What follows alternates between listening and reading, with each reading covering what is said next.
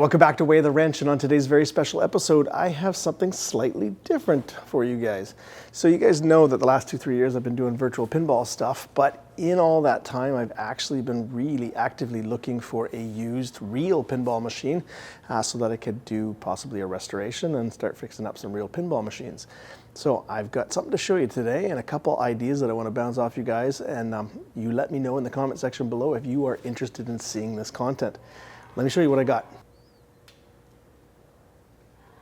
Right now, the pinball market in Vancouver, BC, Canada is just crazy. It's through the roof. There isn't a lot of listings as it is, and then when they do pop up, they want thousands more than they do when it's down in the States. And I'm really, frankly, quite jealous of how many is available down in the States and for how much less you guys are paying for pinball machines down in the US. So I have been looking for 2-3 years, and I was thinking, $1,000, $2,000, somewhere around those lines, and just nothing has come up. Now, 3 years into this hunt, something came up, and I ended up scooping it up for $550, and I'm really quite excited, so let me show it to you guys. Bam! So my very first pinball machine is a 1968 Gottlieb Paul Bunyan. Yes, it's a 57-year-old electromechanical pinball machine, so all the old bells and chimes in it. And it came up for sale, and I got it for $550, and it, believe it or not, it literally plugs in and plays no problem. And this thing is worth $500 all day long. But it's a little dirty and a little bit crusty and needs some cleaning up and bring it back to its glory days. And I thought, man, that'd be a cool project and maybe a really cool idea for a new playlist for the channel. So what I was kind of thinking is kind of doing something like the red paperclip where the guy traded up with people until he got a house. Well, what about if we do that for pinball machines? So get this for nice and cheap, fix it up, flip it, buy something slightly more expensive, slightly better, but still needing work, and fix that one up, flip it, and work my way towards a new in-box pinball machine. I thought that'd be a kind of cool thing. If you guys would like to see that and would like to learn a lot more about restoring pinball machines, put it down in the comment sections down below and let me know what you think I need to know, if you'd really like to see this.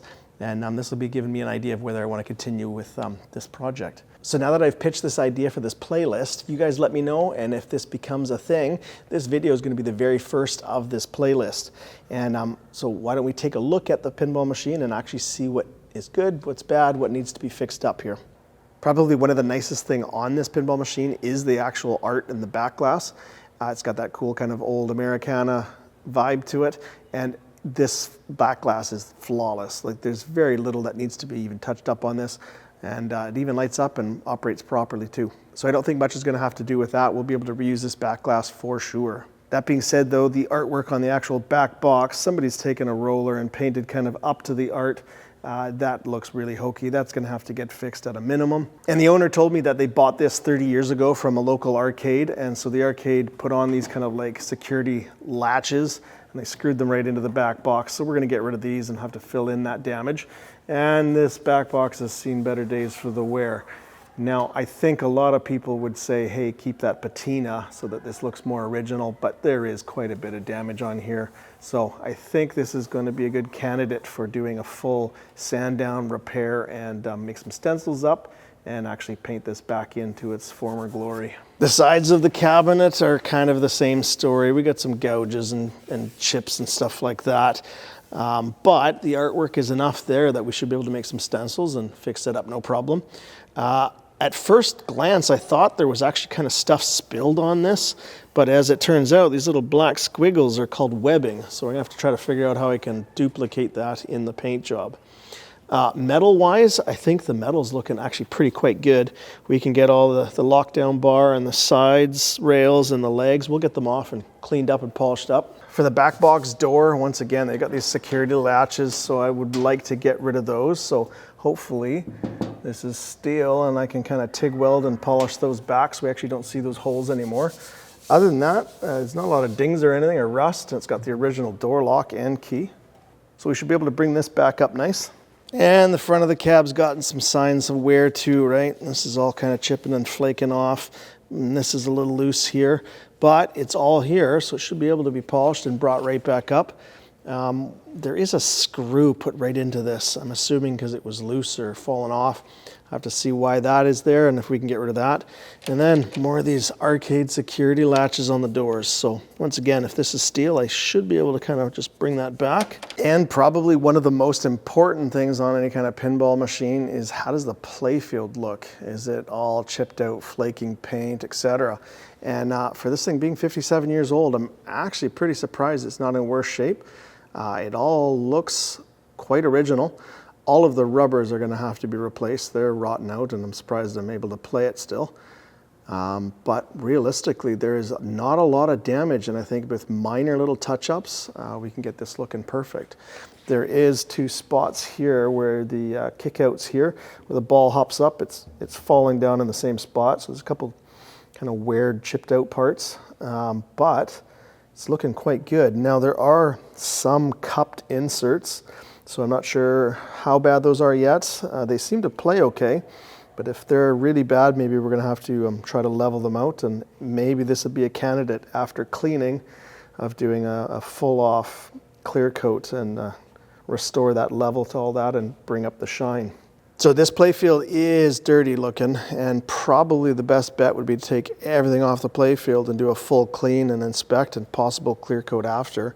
But we'll see how this cleans up. It is quite dirty, and maybe with a clean and a wax, it might actually look completely different. We'll just have to see. So yeah, looking inside this back box, besides it looking old as dirt, it's all functioning like 100%. There might be a couple bulbs out and maybe some switches needing cleaned, but it literally plays, and sounds great too. Okay, opening up the coin door. We've got some ancient kind of coin mechanisms in here, and we've got our coin box full to the brim with coin mechs and bulbs and fuses. And there is literally a treasure map here that has our schematics, so we can figure out what's what and what's going on if we have to. Awesome. It's got that smell too. It smells like it's 57 years old. Not in a bad way, but just not in a good way either. All right, at this point, why don't we turn it on? That way you guys can see it running and see some gameplay for one of the few, if not only, tables that has 6 flippers. Crazy.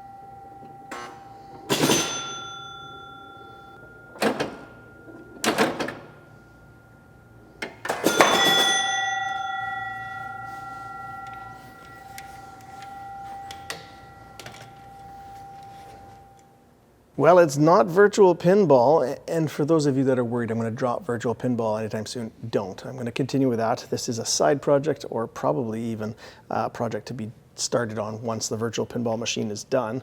But I think it's a really cool project, and if you'd like to see this playlist happen, and you know some stuff about EM pinball machines and restorations, and maybe somebody's even interested in this, why don't you drop a comment down below and a like, so that way I know what you guys are interested in. If this is the first in the playlist, then the next one would be literally probably a tear down of everything here, so we could redo the paint and bodywork. So look forward to that, and if you would like to see some more pictures of Paul here, why don't you join us on Instagram? I'll be posting those up pretty quick. And until next time, take it easy.